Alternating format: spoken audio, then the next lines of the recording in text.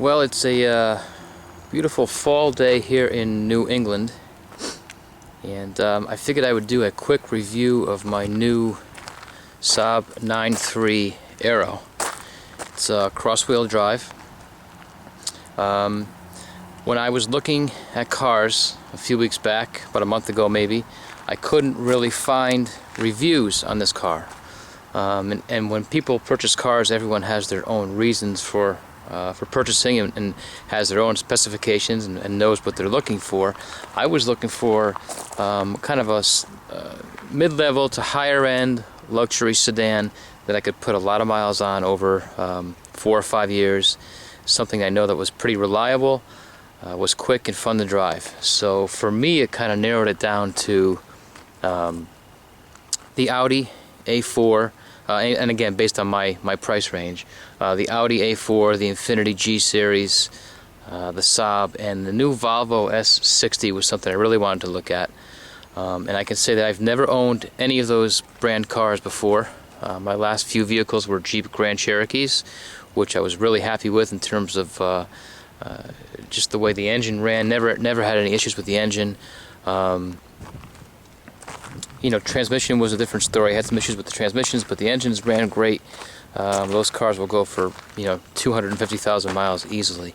So I wanted something a little bit different, and again, I was looking for a mid-level to higher-end luxury vehicle, something that would fit within my price range. So Saab, over the course of the last few weeks, has been discounting the 9.3s significantly.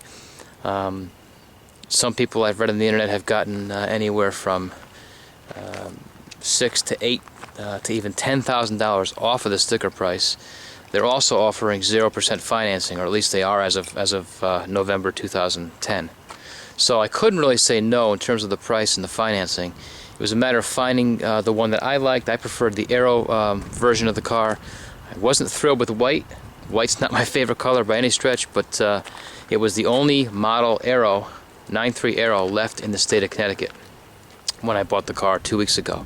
I've got about 1,500 miles on it in 2 weeks. I've been traveling a lot on business, but also finding excuses to get out of the house so I can drive also.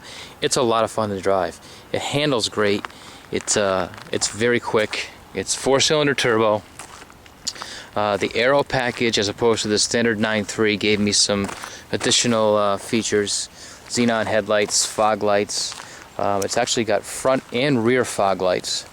The mirrors, automatic folding mirrors, power passenger seat. It's leather, it's got heated seats, it's got XM radio, it's got the upgraded Bose sound system, and it's got a power moonroof. So it's got, in terms of what I was looking for, it's got everything in it that I was looking for. The price was right, as I said. The financing was right. I really couldn't say no. Again, being my first Saab, I'm pretty happy with it. There are a few negatives, and the negatives the issues I have all stem from interior issues. And I should also say that my opinion is the Infiniti G Series was the nicest looking of all the cars I mentioned. In my opinion, inside and out. Had a ton of features inside, but it was a little pricey and it was very expensive to repair. One of the things I looked into was labor rates. What's it going to cost me to service the vehicle? And believe it or not, out of the 4 cars I mentioned, Audi, Infiniti, Volvo, and Saab, Saab was the cheapest in terms of labor rate. The labor rate around here at the Saab dealer is $98 an hour. The labor rate for an Audi is $116. Labor rate for a Saab is $109. And the labor rate for the Infiniti is $126 an hour. Saab has the first 3 services covered for free. Volvo has the first 60,000 miles worth of services, which I think is 4 services covered for free. I believe Audi gives the first service for free, and that was it. And Infiniti doesn't give any free services. You have to pay for all of them. So those things were important to me in my decision also. So again, in terms of the interior and exterior, my favorite was the Infiniti, and had they offered the same kind of deal Saab did, I would have jumped all over it. I got it from the dealer. It's already been through a small snowstorm yesterday, so it's a little dirty, but bear with me here as I climb inside. I'll quieter. Interior-wise, I mean, it's a simple setup. It's convenient. Everything's right here within reach.